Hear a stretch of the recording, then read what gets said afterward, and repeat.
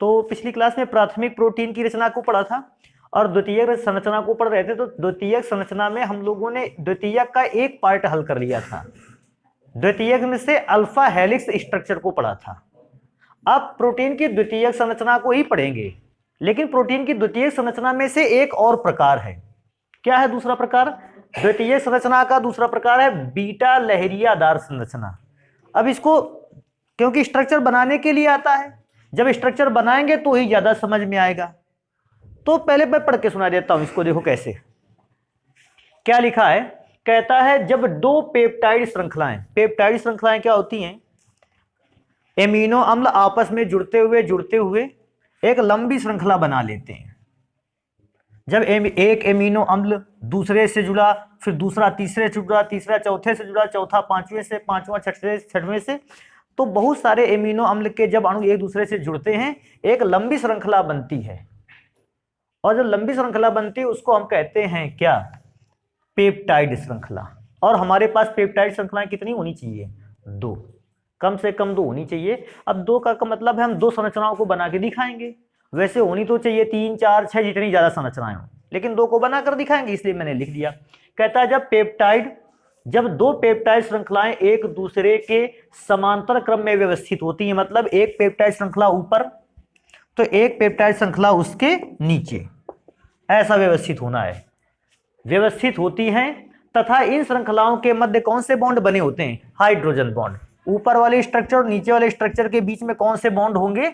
Hydrogen bond होंगे। तो कहेगा तब हम प्रोटीन की इस संरचना को क्या कहेंगे? बीटा लहरियादार संरचना। एक चीज में मुझे काफी ज्यादा परेशान कर रहा है, लहरियादार। समांतर में सब समझ गया, लेकिन ये लहरियादार संरचना को समझना थोड़ा सा कैसा होने लगा? कठिन। तो बेटा कठिन उस समय नहीं है जब हम इसको बनाएंगे। देखो कैसे बनाएंगे, इसको ध्यान देते हैं। देखो कैसे स्टार्ट करेंगे। लहरियादार बनाना है तो देखो सबसे पहले इधर यहां से गिनेंगे 1, 2, 3, 4, 5, 6, 7, 8, 9, 10। तुम्हें मतलब हो 11 बनाओ, 12 बनाओ, 15 बनाओ, 18 बनाओ, 50 बनाओ, 2000 बनाओ, जितना समझ सको कि हमें इतने से उचित रहेगा। अब ऐसा भी मत करना बस हो गया कहोगे इतने से काम करेंगे ना, ऐसा भी मत करना। 8, 10 तो लहर बनानी ही है। देखो लहरियादार, लेकिन जब इसके जस्ट साइड में हम एक और संरचना को बनाएंगे, उसने पहले ही बता रखा है 2 पेप्टाइड श्रृंखलाएं एक दूसरे के समांतर हैं। देखो 2 पेप्टाइड श्रृंखलाएं अब समांतर वाली बना रहे हैं। देखो कैसे, यहां से स्टार्ट हुआ था, इसी के जस्ट सामने यहां से स्टार्ट करेंगे 1, 2। ध्यान देने वाली बात क्या है, ये आगे की ओर आया ना, तो इसी पॉइंट पर, ये पॉइंट एक दूसरे के पास होनी चाहिए। 3, 4, 5, 6, 7, 8 ऐसे बनाते चले जाओ। बशर्ते थोड़ा सा ध्यान, मैंने क्या बताया? 1, 2, 3, 4, 5, 6, 7, 8, 9, 10 इसमें से भी बना डाले। ध्यान क्या रखना है, ये वाला जंक्शन इसके नजदीक आना चाहिए। जहां पर श्रृंखला दूर जा रही है, देखो इधर भी बाहर की ओर जा रही है तो ये हिस्सा भी बाहर की ओर जा रहा है। बिल्कुल ऐसा बना लेना है। अगर मैं दूसरे शब्दों में कहूं, इस श्रृंखला का प्रतिबिंब रूप वहां बनाकर रखना है। और जब प्रतिबिंब रूप वहां बना लोगे तो स्ट्रक्चर में ग्रुप कैसे जोड़ने उस चीज को भी ध्यान देते हैं। सबसे पहले यहां पर ग्रुप जुड़ेगा CO, यहां पर ग्रुप जुड़ेगा NH। ध्यान रखने वाली बात है, ये इंपॉर्टेंट रोल प्ले करेगा। CO अंदर साइड है ना, तो O अंदर की ओर रहेगा। NH में ये बाहर की ओर वाले हिस्से पर देखो, ये बाहर की ओर आ रहा था हिस्सा, तो NH बाहर की ओर रहेगा। अभी यहां पर क्या ग्रुप लगाओगे? यहां लगाओगे CH अंदर की ओर, इसलिए R को कहां कर दो? अंदर। ये पैटर्न याद हुआ, CO NH CH R। अब यही फिर से लगाना है, फिर CO कहेगा तो देखो अब CO यहां लगाएंगे। अभी सोचो C बाहर वाले हिस्से पर है तो O भी बाहर रहेगा। अब इसके बाद CO के बाद क्या लगा था? NH, तो CO के बाद क्या रहेगा? NH। N देखो N अंदर वाले हिस्से पर है तो H उसके अंदर रहेगा। फिर से मैं चेक करूंगा। अब मुझे क्या लिखना होगा? CHR, तो मैंने CH यहां लिख दिया। अब आप खुद समझ सकते हो बाहर वाले हिस्से पर है तो R कहां कर देंगे? बाहर। बेटा फिर से हमसे क्या कहेगा, तो बेटा बताओ CO के बाद NH लिखा था, CHR लिखा था, फिर CO लिखा NHCR RCH, फिर से वही CONHRCH CONHRCH CONHRCH, ये लगातार क्या करते रहना है, लिखते रहना है। सोचो RCH के बाद आपने क्या लिखा था, CO, हम भी RCH के बाद क्या लिखेंगे, CO। फिर से हमको क्या लिखना होगा, NH, S बाहर की ओर जाएगा, फिर यहां लिखेंगे CH और R कहां की ओर कर देंगे, अंदर। और बेटा फिर तुमसे पूछेंगे बेटा यहां क्या लगना चाहिए तुम्हारे हिसाब से, सोच लो इसको, देखो श्रृंखला क्या लगना, CO, तो C यहां लगा दें और O कहां लगाएं, बाहर की ओर, क्यों बाहर की ओर जा रहा है तो O यहां लगा दिया श्रृंखला, और इससे आगे जाती रहेगी, पता नहीं कहां तक श्रृंखला जाएगी, किसी को पता ही नहीं। तो ये पहला स्ट्रक्चर हो गया, तरीका ध्यान रखा, CONHRCH CONHRCH CONHRCH CONHRCH pattern समझ गए ना इसको कैसे लगाना है। अब जस्ट बगल वाले पर पैटर्न को चेक करेंगे, पैटर्न को कैसे चेक करेंगे, देखो ध्यान रखना तुम लोग को, यहां NH, H अंदर की ओर क्योंकि अंदर वाले भाग पर था, और बेटा यहां पर अगर चेक करेंगे तो इस पे रहेगा CO, तो O बाहर की ओर रहेगा। फिर यहां रहेगा RCH, इसमें थोड़ा सा पैटर्न अलग है, पहले CO था, फिर NH था, फिर RCH था। इसमें क्या हुआ, NH था, CO था, फिर RCH था, NH CO RCH। अब कौन सा पार्ट आएगा, NH, फिर से कौन सा पार्ट आएगा, CO, फिर कौन सा पार्ट आएगा, RCH, तो देखो R बाहर की ओर लगेगा, फिर से वही पार्ट कौन सा आया, NH। तो बेटा सोचो अंदर जा रहा है तो H अंदर लिख दें, C कहां लिखे, C तो यहां आ जाएगा। तुम लोगों को सोच के बताना है O अंदर की ओर रखा जाए कि बाहर की ओर रखा जाए, बाहर की ओर रखा जाए। NHCO RCH का बात आएगा, तुम लोग बताओ, CH मैंने यहां लिख दिया है, R किधर, अंदर या बाहर की ओर, अंदर की ओर R, बेटा यहां क्या लगना चाहिए, सोच लो भी, NH, तो N यहां लिख दें, H कहां लिख दें, बाहर की ओर, और ये श्रृंखला फिर से आगे हो जाएगी, ये भी श्रृंखला आगे जुड़ती जाएगी, ये भी श्रृंखला आगे जुड़ती जाएगी। अभी होएगा क्या, कह रहा था, देखो मैं पढ़ के सुना दूं, अब ज्यादा बेटर लगेगा। जब दो पेप्टाइड श्रृंखलाएं, पहली श्रृंखला दूसरी श्रृंखला, एक दूसरे के समांतर व्यवस्थित हैं, ये इस साइड में व्यवस्थित है, जस्ट उसके बगल में दूसरी व्यवस्थित है, समांतर व्यवस्था हो गई, तथा इन श्रृंखलाओं के मध्य हाइड्रोजन बॉन्ड बनता है। तो श्रृंखला के मध्य क्या बनाना रह गया, हाइड्रोजन बॉन्ड। अच्छा हाइड्रोजन बॉन्ड कब बनता है, किसके किसके बीच में, H और फ्लोरीन ऑक्सीजन या नाइट्रोजन के बीच। अभी मैंने क्या चेक किया बेटा, ये O इस H के नजदीक है ना, तो ये O इस H के साथ कौन सा बॉन्ड बनाएगा, हाइड्रोजन बॉन्ड। मैंने एक और चीज देखा, यहां O है, यहां भी H है, OH के बीच में हाइड्रोजन बॉन्ड बनना चाहिए, लेकिन क्योंकि O और H की बीच की दूरी कैसी है, बहुत ज्यादा है। देखो यहां डिस्टेंस कम थी OH की, और यहां O उधर की ओर जा रहा है, H इधर की ओर जा रहा है, डिस्टेंस ज्यादा है ना, यहां हाइड्रोजन बॉन्ड बनने वाला नहीं, इसको छोड़ेंगे, यहां भी हाइड्रोजन बॉन्ड मत बना के आ जाना, अभी आगे चलेंगे, ये तो है ही नहीं। अच्छा यहां पर भी एक हाइड्रोजन बॉन्ड बनेगा, क्यों, O और H एक दूसरे के कैसे हैं, नजदीक। अच्छा क्या लगता है यहां पर हाइड्रोजन बॉन्ड बनना चाहिए कि नहीं बनना चाहिए, बनना चाहिए, तो यहां हाइड्रोजन बॉन्ड बना दिया, यहां हाइड्रोजन बॉन्ड बनना चाहिए नहीं। अभी एक चीज और पूछेंगे आपसे, यहां से यहां के बीच में हाइड्रोजन बॉन्ड, वैसे मैं क्या सोचता हूं, O और H अवेलेबल है, बनना चाहिए कि नहीं बनना चाहिए, नहीं बनना चाहिए। क्यों नहीं बनना चाहिए, क्योंकि इनके ग्रुप्स के बीच की डिस्टेंस कैसी है, ज्यादा। और आप सब लोगों ने इस बात को पढ़ रखा है कि जब भी कभी दो परमाणुओं के बीच की डिस्टेंस बढ़ती चली जाती है या ग्रुप की डिस्टेंस बढ़ती है, आकर्षण बल कैसा हो जाता है, कम। तो क्योंकि बीच की डिस्टेंस बहुत ज्यादा है, हाइड्रोजन बॉन्ड यहां बन ही नहीं पाता है, और इस प्रकार की जो संरचना बनती है जिगजैग स्ट्रक्चर, हम उसको कौन सा कहते हैं, लहरियादार संरचना। समझ गए ना लहरियादार इसको क्यों बोला गया है, बनाने का तरीका जान गए।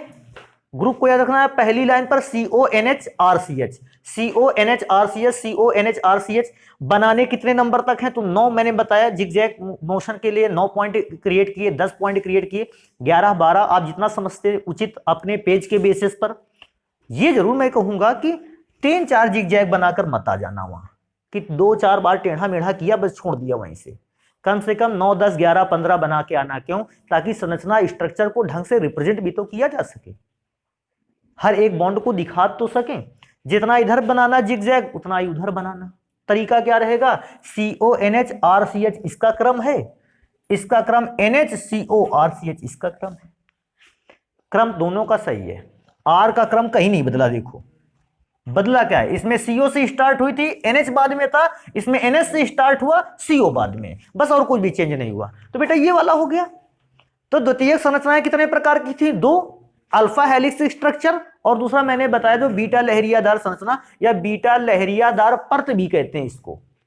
अभी आगे चलेंगे, कहता है क्या प्रोटीन और भी किसी प्रकार के स्ट्रक्चर में रह सकता है। हमने देखा हाँ, प्रोटीन एक तीसरे प्रकार की संरचना को भी बना सकता है, जिसको हम क्या बोलते हैं, प्रोटीन की तृतीयक संरचना। अब तृतीयक संरचना में होता क्या है, अभी सोचो इसमें से थोड़े बहुत बॉन्ड बने थे, कुछ जगह आकर्षण बल था श्रृंखलाओं के बीच में। तो श्रृंखलाओं के बीच का जब आकर्षण बल कम होता है तो श्रृंखलाएं मुड़ती भी कम है। देखो ये स्ट्रक्चर बिल्कुल सीधा नहीं रहा, जहां जहां बॉन्ड बना श्रृंखला अंदर की ओर क्या होने लगी, मुड़ने लगी। यहां बॉन्ड बना, देखो श्रृंखला अंदर की ओर मुड़ी है। यहां बॉन्ड बना, देखो श्रृंखलाएं अंदर की ओर मुड़ गई। यहां बॉन्ड बना, श्रृंखला कहां की ओर मुड़ गई, अंदर की ओर। तो हुआ क्या, मैंने ऐसा क्या इस पर नोटिस किया कि जहां जहां पर बॉन्ड बनकर तैयार होता है हाइड्रोजन बॉन्ड, वहां श्रृंखलाएं कैसे मुड़ने, अंदर की ओर क्या हो जाती है, मुड़ने लगती हैं।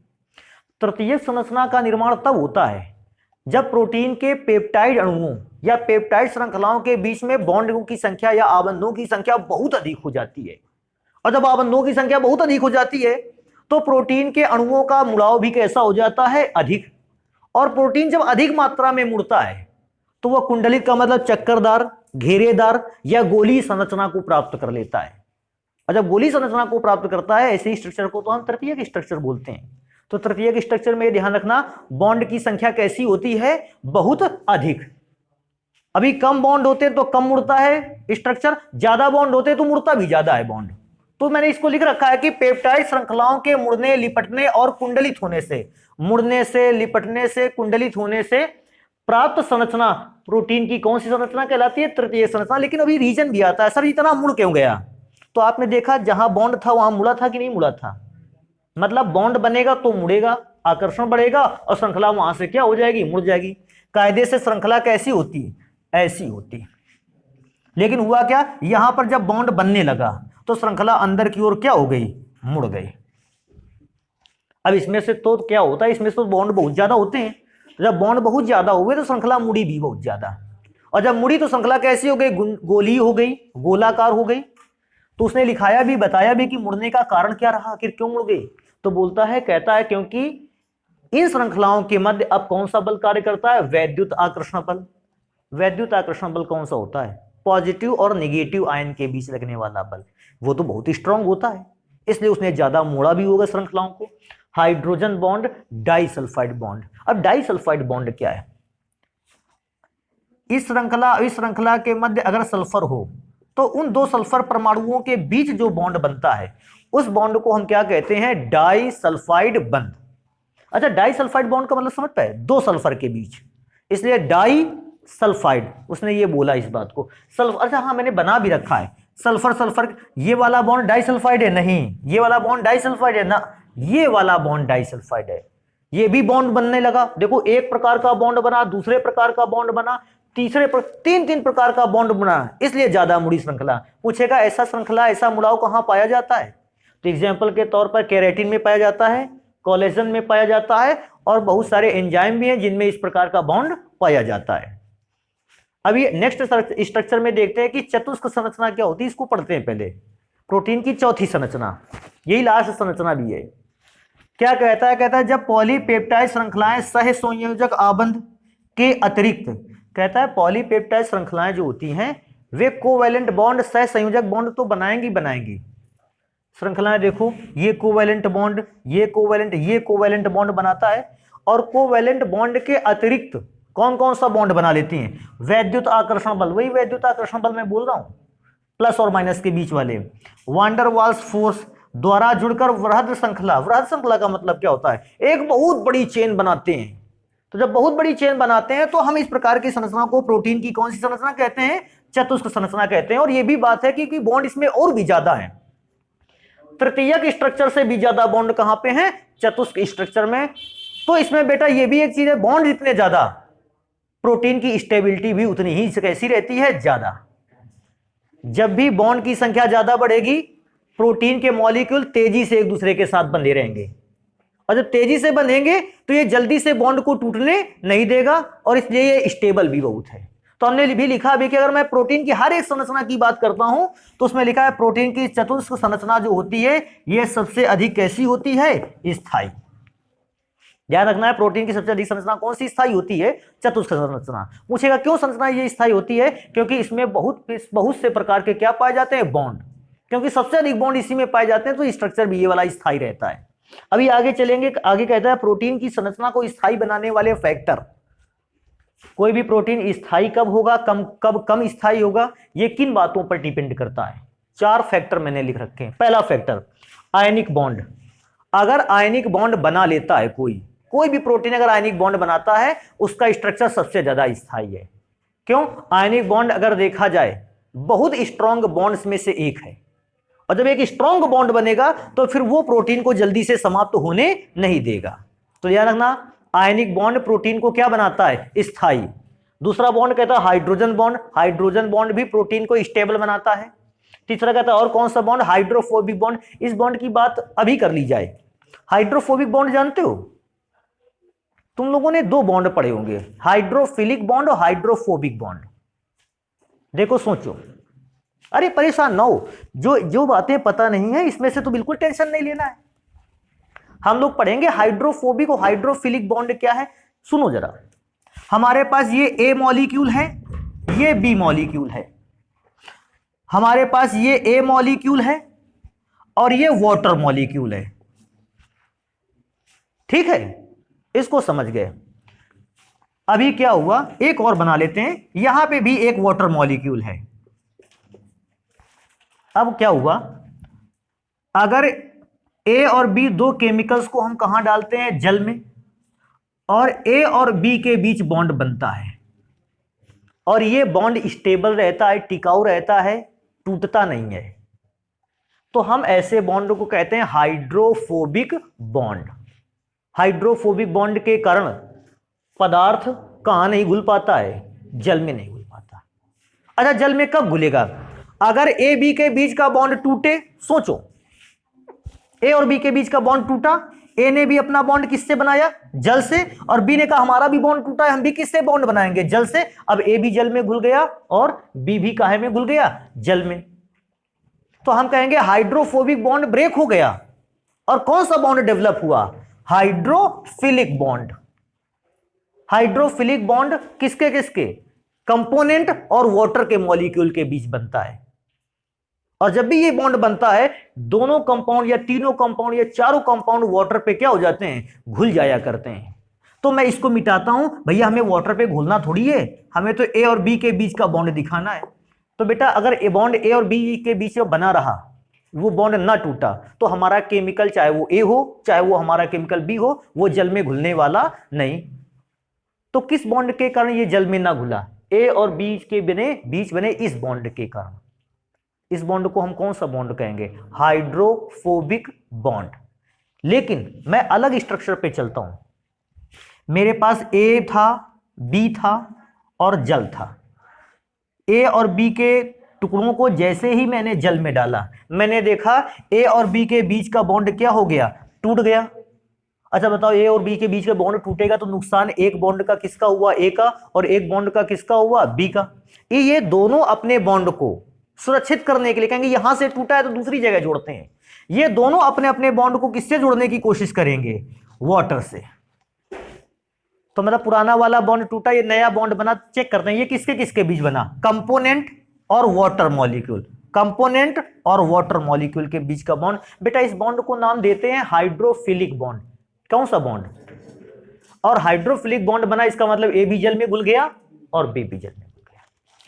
समझ रहे हो इस चीज को। हाइड्रोफोबिक बॉन्ड के कारण क्या कोई कंपोनेंट जल में घुल सकता है, नहीं। हाइड्रोफिलिक बॉन्ड के कारण कंपोनेंट जल में घुलता है।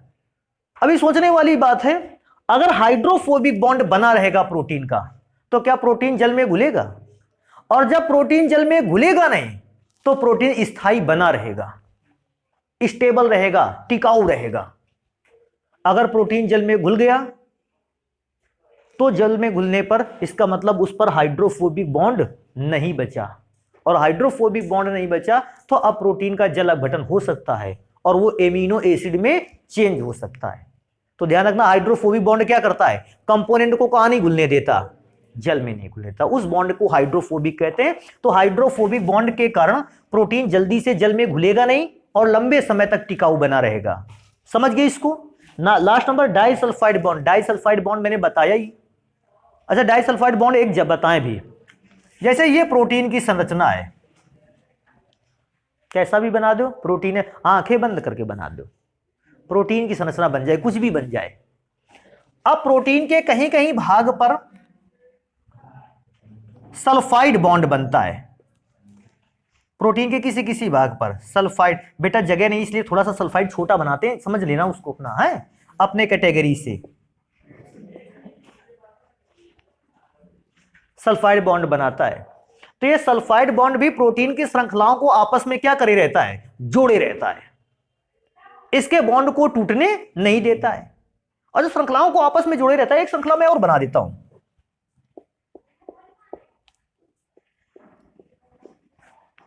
ये सब श्रृंखलाओं को, दो श्रृंखलाओं को जोड़ा है, तीसरी श्रृंखला बना देते हैं, इधर भी, यहां भी जोड़े रखा है। तो प्रोटीन की बहुत सारी संरचनाएं आपस में जुड़ी हुई ना, ये किसके कारण जुड़ी हैं, डाइसल्फाइड बॉन्ड के कारण। अगर ये डाइसल्फाइड बॉन्ड ना होता तो प्रोटीन की ये संरचना अलग, ये संरचना अलग रहती, संरचनाएं अलग अलग हो जाती, ब्रेक हो जाती। लेकिन डाइसल्फाइड बॉन्ड ने प्रोटीन की कई संरचनाओं को एक दूसरे के साथ क्या करके रखा, जोड़े रखा, और प्रोटीन को कैसा बनाया, स्टेबल बनाया, टिकाऊ बनाया। तो एक डाइसल्फाइड बॉन्ड भी प्रोटीन को कैसा बना देता है, स्टेबल बना देता है, टिकाऊ बना देता है। तो एक काम करते हैं, इसको मिटा देते हैं। समझ रहे हो ना डाइसल्फाइड बॉन्ड क्या होता है, संरचनाएं बहुत सारी होंगी, बहुत सारी पेप्टाइड श्रृंखलाएं हैं, और उन सबको आपस में जोड़ता है कौन सा bond, disulphide bond, hydrogen bond. ये बॉन्ड जोड़ जोड़ के श्रृंखलाओं को कैसा कर देते हैं, स्टेबल कर देते हैं। तो इसको नोट करेंगे, फिर इसके बाद पढ़ते हैं दो चीजें, क्या है, प्रोटीन का विकृतीकरण क्या है, बहुत आने वाला क्वेश्चन है बोर्ड परीक्षाओं में, और दूसरा प्रोटीन का उपयोग क्या क्या है। तो इसको जल्दी से नोट करते हैं। फिर तो मैं कुछ पढ़ के सुना देता हूं, यूज क्या है प्रोटीन के।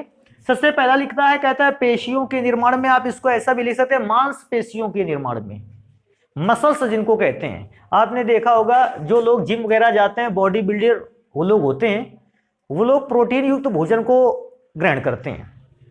क्या है कि प्रोटीन युक्त भोजन से मांसपेशियों का निर्माण होता है, डेवलपमेंट होता है उनका, और उनका शरीर उसी हिसाब से कैटेगरी में बदलता चला जाता है। तो जब नई मांसपेशियों का निर्माण करना होगा, बॉडी बिल्डर बनना होगा आपको, तो आप फिर किसका सेवन करिए, प्रोटीन। और उस प्रोटीन को अगर आप नॉर्मली नहीं ले पाते हैं तो उन लोगों ने कुछ विशेष प्रकार के पाउडर भी दिए रहते हुए, वो लोग कहते हैं इसको खाओ, प्रोटीन इसमें से ज्यादा अमाउंट में है और ये ज्यादा मसल्स बनाकर तैयार करेगा। फिलहाल आगे बात करेंगे। कहता है शरीर की वृद्धि भी करता है प्रोटीन, और कोशिकाओं की मरम्मत भी करता है। कोशिकाओं की मरम्मत या शरीर की वृद्धि को तो ऐसे ही बता सकते हैं, देखो अपने नाखून प्रोटीन के बने होते हैं। हालांकि क्या शरीर में प्रोटीन, स्किन पर प्रोटीन है, हाँ, लेकिन यहां प्रोटीन की अमाउंट कैसी है, कम। ज्यादा अमाउंट कहां पर है, तो हम बात करेंगे ज्यादा अमाउंट है नाखून पर और बाल पर, यहां ज्यादा प्रोटीन है। और प्रोटीन में पुनर्निर्माण का एक विशेष गुण होता है। आप नाखून को काट दो, ये अपने आप में दोबारा निर्मित हो जाएंगे। पुनर्निर्माण का बहुत अच्छा गुण है। और ऐसा नहीं इसको काटने पर कुछ ही दिन लगते हैं, बहुत जल्दी ही समय में नाखून दोबारा हो जाते हैं। क्यों, यहां प्रोटीन की अमाउंट कैसी है, ज्यादा। हाथ पैर का कोई हिस्सा अगर कट जाए वो दोबारा से नहीं बन सकता, उसका रीजन है वहां प्रोटीन कैसा है, कम। वहां अपने आप को, सेल्स को डेवलप करने की क्षमता नहीं है। बालों को कटवाते हो, दोबारा से फिर से बढ़ गए, क्यों, वहां प्रोटीन की अमाउंट इतनी हाई है, दोबारा से उन चीजों को, सेल्स को बनाया जा सकता है। लेकिन प्रोटीन अपनी बॉडी पर एक प्रकार से काम कर लेता है कि हाथ में जैसे थोड़ी सी चोट लग गई, खरोंच आ गई, जरा थोड़ा बहुत चोट लगी, ये प्रोटीन उस चोट को फिर से मरम्मत करेगा, कोशिकाओं को, और सही कर देगा। लेकिन ध्यान रखना, जितना नाखूनों में प्रोटीन होता, अगर यही प्रोटीन हमारी पूरी बॉडी पर होता इतना ही, तो बेटा हम लोगों के कटे हुए अंगों को दोबारा निर्मित होने में कोई समय ज्यादा ना लगता।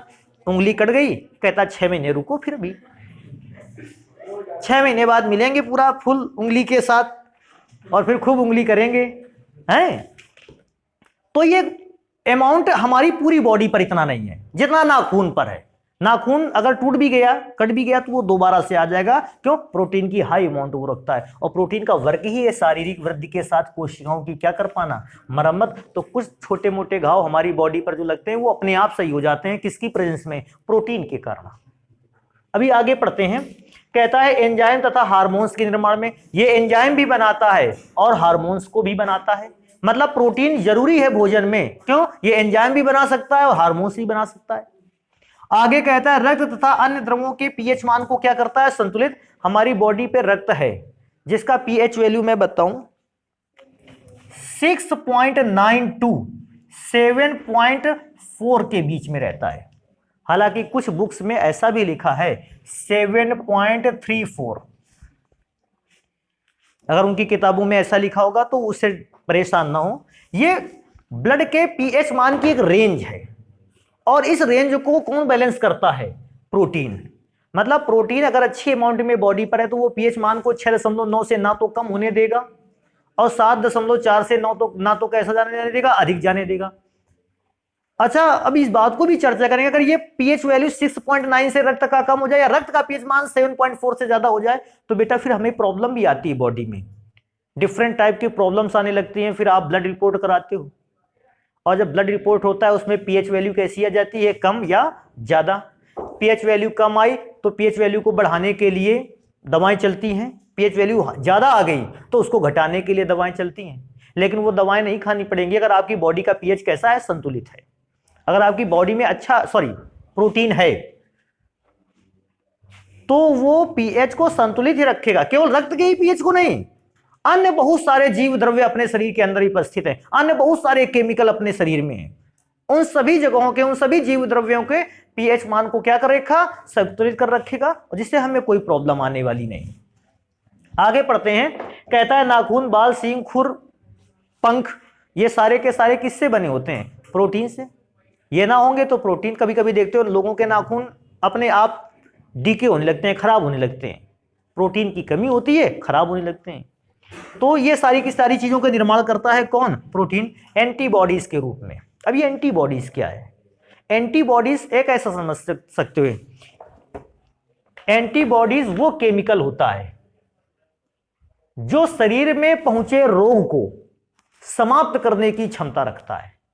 देखो हुआ क्या, जब भी कभी कोई भी रोग हमारे शरीर पर, बॉडी पर अटैक करता है, तो हमारी बॉडी पर जैसे ही अटैक किया तो हमारे बॉडी के जो क्या हैं एंटीबॉडीज, उनकी लड़ाई हो गई किससे? उस रोग से।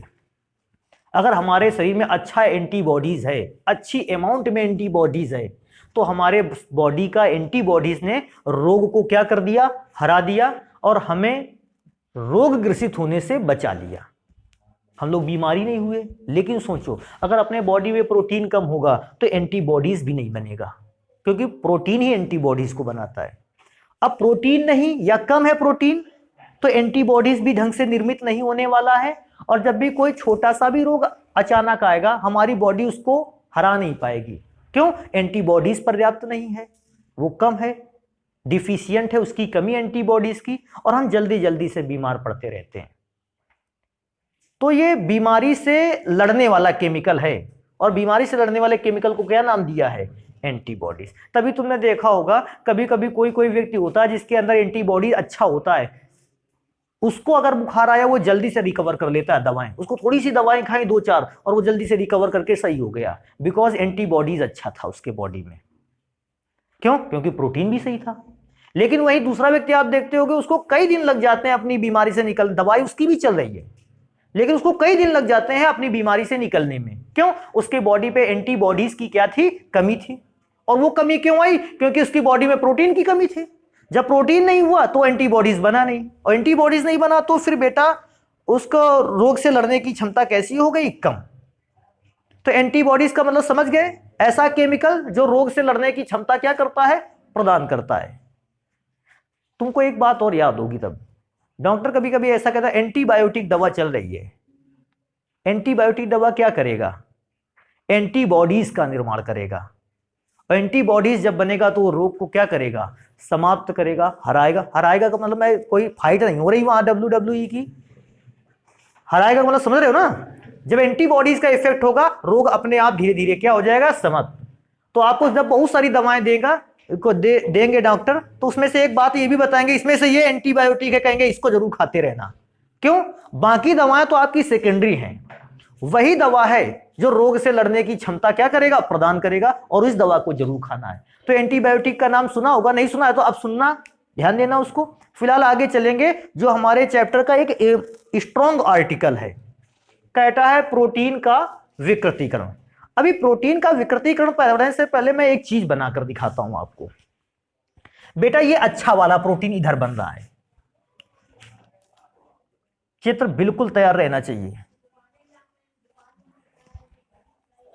ऐसा ही मुड़ना चाहिए। अरे आप मोड़ सकते हो कैसे? इसमें से क्या हुआ, इन श्रृंखलाओं के बीच सल्फर और सल्फर ने क्या बनाया, बॉन्ड बनाया। दिख रहा है बेटा, ये बॉन्ड बनाया,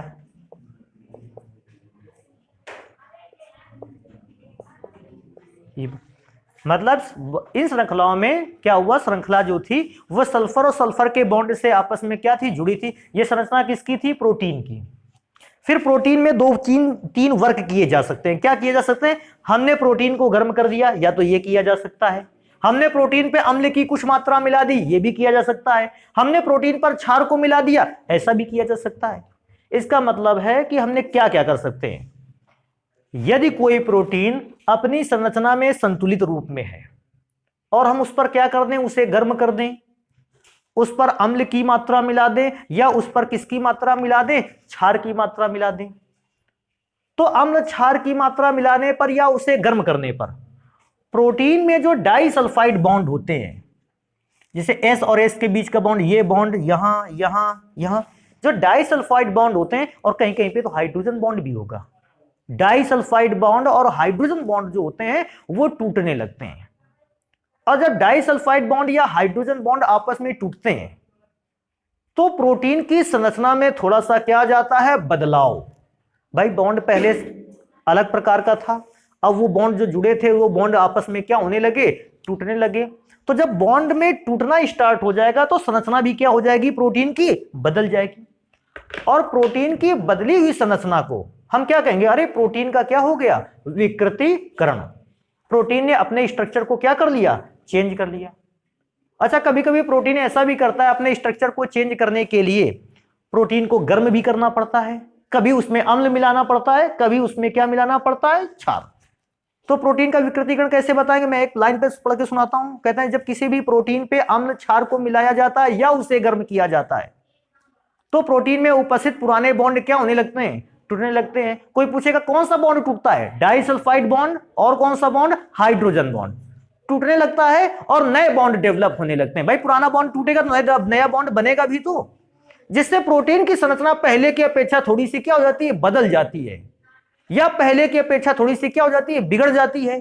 इस बिगड़ी हुई संरचना को कहते हैं प्रोटीन का विकृतीकरण। तो मैं पूछूंगा प्रोटीन का विकृतीकरण कैसे करा सकते हैं, तो आप बताओगे अम्ल मिलाकर, क्षार मिलाकर, या उसे क्या करते हुए, गर्म करते। एक विकृतीकरण का एग्जांपल आपको बताएं, अंडे को गर्म करके।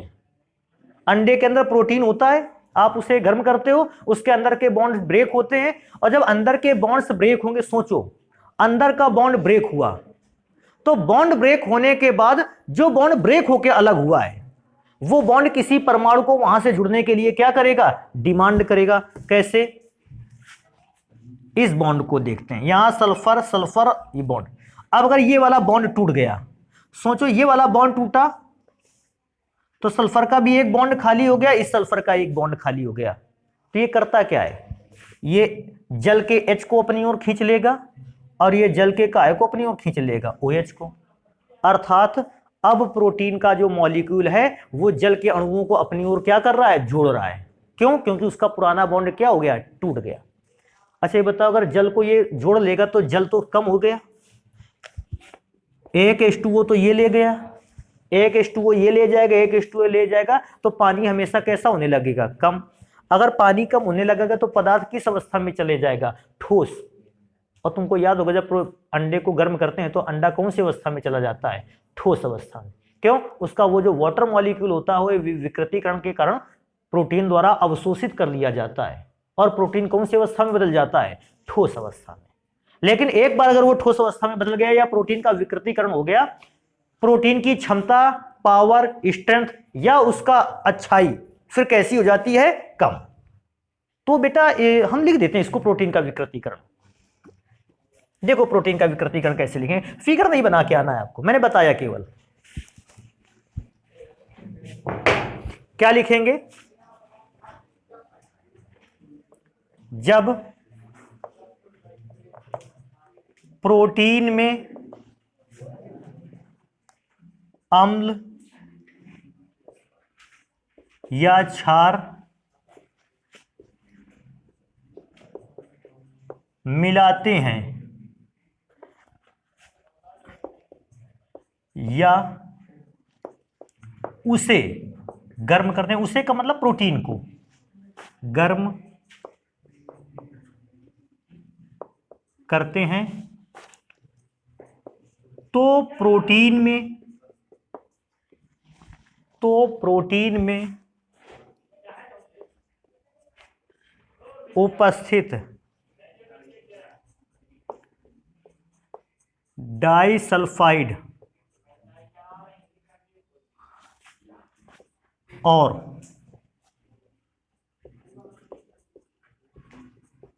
हाइड्रोजन बॉन्ड टूटने लगते हैं। हाइड्रोजन बॉन्ड टूटने लगते हैं। हाइड्रोजन बॉन्ड टूटने लगते हैं जिससे प्रोटीन की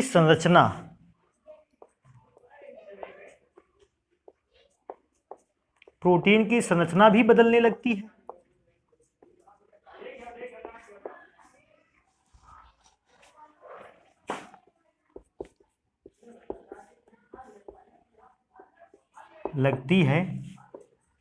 प्रोटीन की संरचना में इस बदलाव को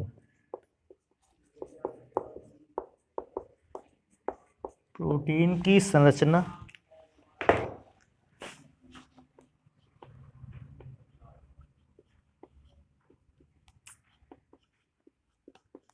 इस बदलाव को ही प्रोटीन का विकृतीकरण कहते हैं। इस बदलाव को ही प्रोटीन का विकृतीकरण कहते हैं। प्रोटीन का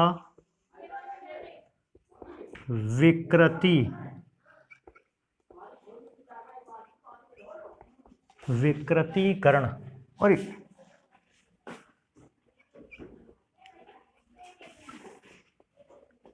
कहते हैं। अब प्रोटीन के विकृतीकरण में एक काम कर सकते हैं, इसके एग्जाम्पल भी लिख सकते हैं। जैसे हमसे पूछेगा कि प्रोटीन का विकृतीकरण का कम से कम एक उदाहरण तो बता देते हैं हमें, तो उन एग्जाम्पल्स को भी चेक करेंगे। अंडे को उबालने या अंडे को उबालना केवल लिख लें, लेकिन इसमें से मैं थोड़ी सी लाइन बढ़ा देता हूं। क्या? अंडे को उबालने पर प्रोटीन का विकृतीकरण होता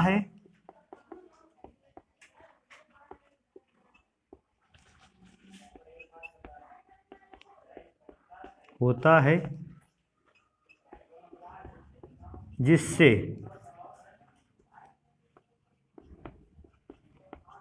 प्रोटीन द्रव से ठोस अवस्था में बदल जाता है। द्रव से ठोस अवस्था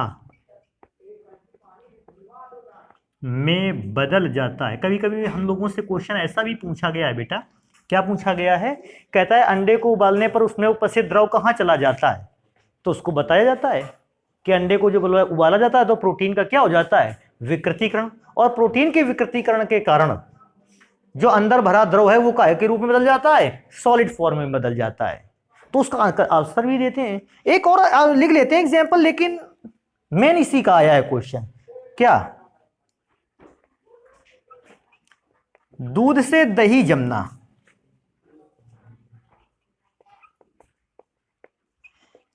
चाहे जमना ले लो या जैसा ले लो, जमने पर भी प्रोटीन का विकृतीकरण होता है। जमने पर भी प्रोटीन का विकृतीकरण होता है।